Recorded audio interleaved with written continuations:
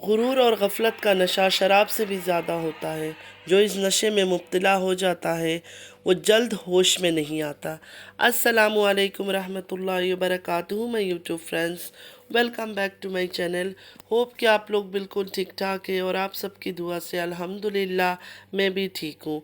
और अल्लाह पाक से यही दुआ है कि आप लोग हमेशा सही सलामत रहें, खुश रहें अपने अपने घरों में अपनी फैमिली के साथ। आमीन सुम्मा आमीन। नमाज़ पढ़ा कीजिएगा, नमाज हम पर फ़र्ज़ है।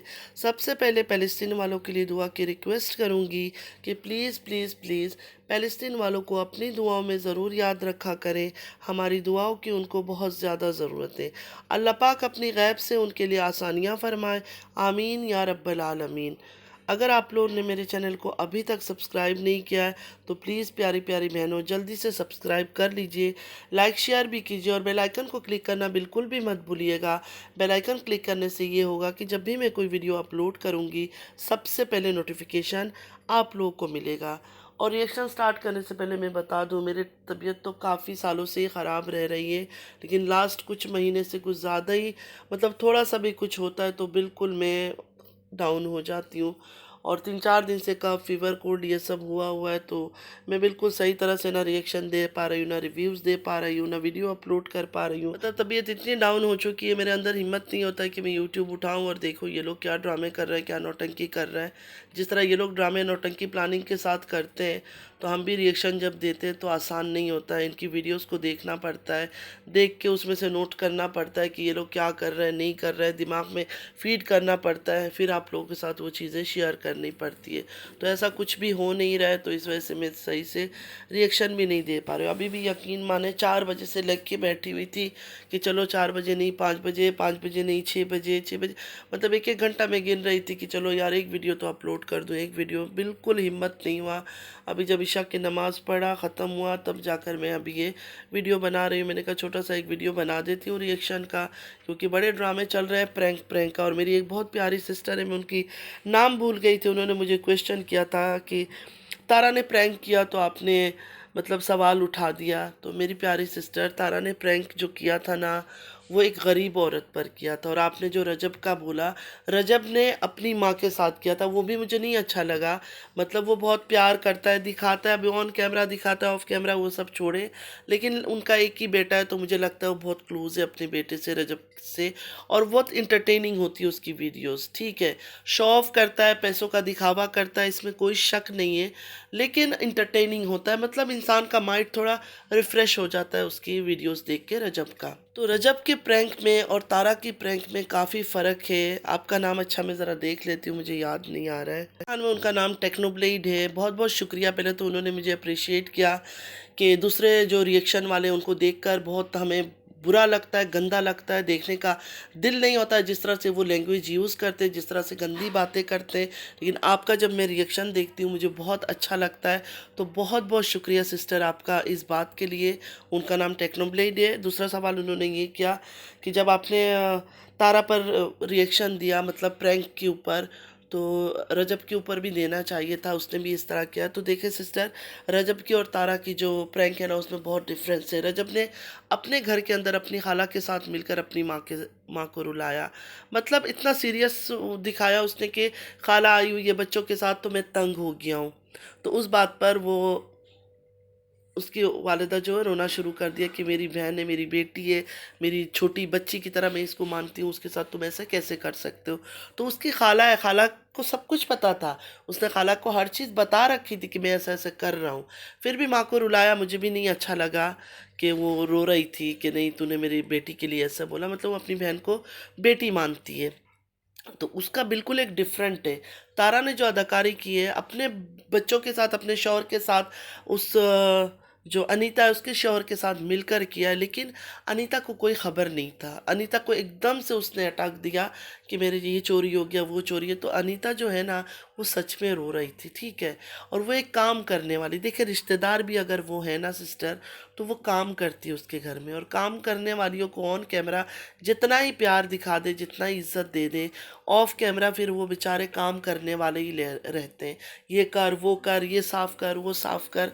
तो उनकी एक अलग बात होती है। तो वो बेचारी बिल्कुल बेसहारा, मतलब बहुत अलग लग रही थी कि मैं कहाँ जाऊँ इतने रात को। उसका घटिया जो शौहर है वो तो मिला हुआ था तारा के साथ, वो तो हमने देखा है, लेकिन वो बेचारी को कुछ खबर नहीं था। तो वो चीज़ मुझे बुरा लगा। मतलब दुख हुआ कि एक काम वाली औरत है तो उसके ऊपर। हाँ, ये बात और है कि दूसरे लोगों ने जैसे बोला कि हम तो अनीता अनीता के साथ रो पड़े। देखिए, मैं बहुत इमोशनल हूँ, मुझे छोटी छोटी बातें बहुत तकलीफ़ देती है, मुझे किसी का दुख नहीं देखा जाता है। लेकिन इस जगह पर मैं अनीता के रोने पर रोई नहीं थी, क्योंकि मुझे पता था कि तारा सिर्फ प्रैंक कर रही है ऑन कैमरा, सच में ऐसा कुछ नहीं कर रही है। तो दूसरों को इतना क्या था कि उन्होंने रो दिया था इस बात पर, मुझे नहीं समझ आया। जो सच बात है, मैं बिल्कुल रोई नहीं हूँ। हाँ, मुझे वो चीज़ बुरा लगा जो मैंने अपनी वीडियो में बोला कि मुझे बुरा लगा इस तरह का घटिया प्रैंक करते हुए, लेकिन मैं रोई नहीं हूँ। मतलब रोना मुझे नहीं आया, क्योंकि रोने का कोई वजह नहीं था इस टाइम पर, क्योंकि हम सबको पता था कि वो एक्टिंग कर रही है। उसने बता दिया था कि मैं ये ड्रामा कर रही हूँ। उसके ड्रामे का जो कॉन्सेप्ट था ना, वो बुरा था। अपने शौहर पर कर लेती, अपने किसी रिश्तेदार पे कर लेती, वो एक अलग बात थी, जो उसके घर साथ रहते हैं उनके साथ मिलकर। लेकिन इस तरह एक गरीब औरत पर जो उसने टॉर्चर किया ना मेंटली उसको, मतलब उस टाइम पर आप सोचे कि कोई गरीब इंसान है और हमारे घर आया हो, या हम किसी के घर गए हों, या काम कर रहे हो किसी का, और उस टाइम वो इंसान बोल दे कि ये चीज़ चोरी हो गई है घर से, तो वो बंदा किस तरह फील करेगा। शौहर भी पूछ रहा है कि तुम ही तो ऊपर जाती हो, ऊपर से तारा भी जोर दे रही है। तो वो चीज़ बहुत बुरा लगा कि उस टाइम पे वो पूरा शिवर हो रही थी। आप नोट करें, उस बेचारे के हाथ वगैरह कांप रहे थे। मतलब ये बहुत बड़ा एक इल्ज़ाम होता है, ऊपर से उसको पता है कि एक ब्लॉगर है, ये सब चीज़ें यूट्यूब में डालेगी। तो ये बस यही चीज़ें मुझे बुरी लगी थी कि ऐसा नहीं करना चाहिए था, ख़ासकर किसी गरीब के साथ। यही चीज़ अपने शौहर के साथ कर ले, कौसर के साथ कर ले। कौसर तो उसकी कंटेंट है, तो उसमें कोई मसला नहीं था। और उन्होंने मुझे एक एडवाइस भी किया जो मुझे बहुत अच्छा लगा। उन्होंने कहा, ये बात सीमा जी ने भी खैर मुझे कहा था कि और यूट्यूबर्स को भी देखें, उनके ऊपर भी रिएक्शन दें। तो इंशाल्लाह अब मैं आगे से कोशिश करूँगी थोड़ा मेरी तबीयत सेट हो जाए। अभी मेरी तबीयत बिल्कुल डाउन है, तबीयत थोड़ा सेट हो जाए, फिर मैं और यूट्यूबर्स को देख के उन पर भी अच्छा बुरा जो भी होगा रिएक्शन रिव्यूज़ देने की कोशिश करूँगी। सिर्फ इन लोगों पर नहीं रहूँगी, क्योंकि ये दोनों बहनें बहुत ज़्यादा मक्कार हैं, और ये इसी तरह मक्कारी करेंगे और लोगों को बेवकूफ़ बनाएंगे। और लोग, मुझे नहीं पता कि हर चीज़ देखते जानते बूझते अंधा एतबार इन पर क्यों कर बैठे हैं। सबको सब कुछ पता है, सब कुछ सामने है, सब कुछ नज़र आ रहा है, लेकिन फिर भी लोग खामोश बैठे हुए हैं। इनको और देखना चाहते हैं और सुनना चाहते हैं। एक यहाँ पाकिस्तान में बैठ के बेपर्दा होकर हरकतें कर रही है, दूसरी पर्दे की आड़ में हमारे पाक इबादतों की जगहों को डॉलर कमाने के लिए इस्तेमाल कर रही है। अस्तगफिरुल्लाह अस्तगफिरुल्लाह अस्तगफिरुल्लाह। इतना सा भी डर उस औरत को भी नहीं आता है, ना इस औरत को आता है। इनको अपनी बच्चों की फ़िक्र नहीं है, अपनी औलादों की फ़िक्र नहीं है कि हमारे बच्चों का क्या होगा, हमारी जवान बेटियों का क्या होगा। कल को कोई अपनाएगा भी तो फिर ताने तो मारेंगे, तुम्हारा बाप ये है, तुम्हारा, मतलब जो चीज़ ये लोग करके आए पास्ट में, वो इनके बच्चों के सामने आएगा। कहते हैं ना कि माँ बाप का किया हुआ चीज़ें जो है वो बच्चों के आगे आते हैं। फिर ये बच्चे कितने नफ़रत करेंगे इनसे, यकीन करें ये नफ़रत के शिकार होंगे। तब इनको अफसोस होगा कि हमने इतना बड़ा घटिया और घिनौना खेल पैसे कमाने के लिए क्यों किया। क्योंकि ज़रूरी नहीं है कि इनकी औलादों में से सब इनकी तरह निकले। एक बच्चा भी गैरतमंद निकल आया ना, ज़रूर वो सवाल करेगा या सवाल करेगी कि तुम लोगों ने ऐसा क्यों किया, तुम लोगों ने पैसे कमाने के लिए इतना घिनौना खेल क्यों खेला। तो कई बार इन बहनों को देखकर हैरान परेशान हो जाती हूँ। तारा पर इतना गंदा टैग लगा, फिर भी सीना ठोक कर आकर सामने खड़ी होती है, लेकिन कुछ भी उसने नहीं किया। मतलब जिसने उस पर इल्ज़ाम लगाया, अगर बहन पर कुछ नहीं कर सकती है, जो बहन का शौहर अजगर सीना ठोक ठोक कर कहता है मैंने इसके साथ ये काम किया, ये गंदा काम किया, ये किया, वो किया, मतलब बहुत गलीज़ गलीज़ उस आदमी ने बातें की, उसका भी कुछ नहीं बिगाड़ सकी। और दूसरी तरफ जो बड़ी बहना है वो भी कुछ नहीं कर रही। मतलब सलमा भी अपने तरफ से कुछ नहीं कर रही है, बस एक एक्सक्यूज़ दे दिया, मेरे बच्चे मेरे बच्चे मेरे बच्चे।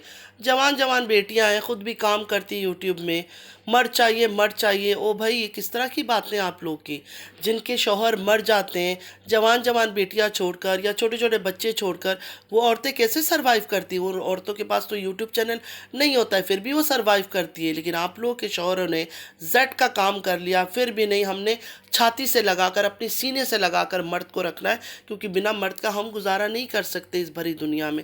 हज़ारों औरतें, हज़ारों सिंगल मदर्स है इस दुनिया में जो सरवाइव कर रही है अपनी बेटियों के साथ भी और बेटों के साथ भी इस दुनिया के अंदर। अच्छा, फिर भी मैं मान लेती कि ये औरतें चार दीवारी के अंदर रहने वाली औरतें हैं, ये तो बाहर निकलती नहीं है, मर्दों से बात नहीं करती है, बेचारी बिल्कुल खामोश है, गूंगी है, शर्मीली औरतें, ऐसा कुछ नहीं है। तो इनका ये एक्सक्यूज़ किसी का भी, किसी औरत का भी मैं नहीं मानती हूँ, चाहे वो तारा हो, चाहे सलमा हो, चाहे वो फातिमा हो। इनकी एक्सक्यूज़ बिल्कुल बेकार है, मेरे सामने कोई मायने नहीं रखता है। तो आज के लिए इतना ही। धमाकेदार एक न्यूज़ के साथ मैं आऊँगी। मुझे सबसे सवाल करना है, रिएक्शन वाली सिस्टर्स से भी और दूसरों से भी, सबसे व्यूअर्स से भी, कि इन बातों का क्या मतलब था। जो बातें एक बार हो चुकी है, लोगों ने बड़ा नज़रअंदाज किया, लेकिन मैं दोबारा उस बात को लेकर आऊँगी, क्योंकि वो वीडियो मेरे हाथ लगी है और मुझे लगा कि वो चीज़ें आप लोग के सामने रखना चाहिए। नमाज़ पढ़ा कीजिएगा, नमाज़ हम पर फ़र्ज़ है। चलती हूँ, दुआ में याद रखिएगा। ज़िंदगी रही फिर मुलाकात होगी। अल्लाह हाफिज़।